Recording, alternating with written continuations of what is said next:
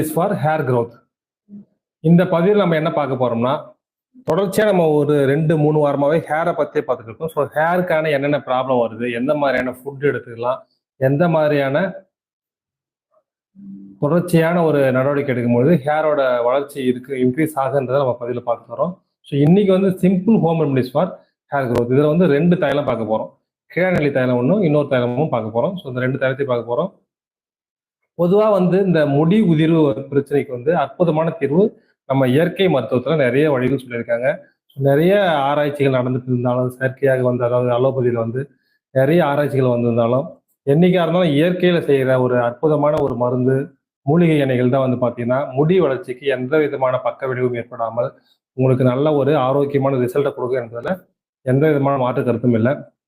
so பொதுவாக பார்த்தீங்கன்னா ஒரு 6 மாசமா இந்த முடிக்கு ஒரு ட்ரீட்மெண்ட் என்ன மாதிரியான மருந்து தயார் பண்ணலான்றத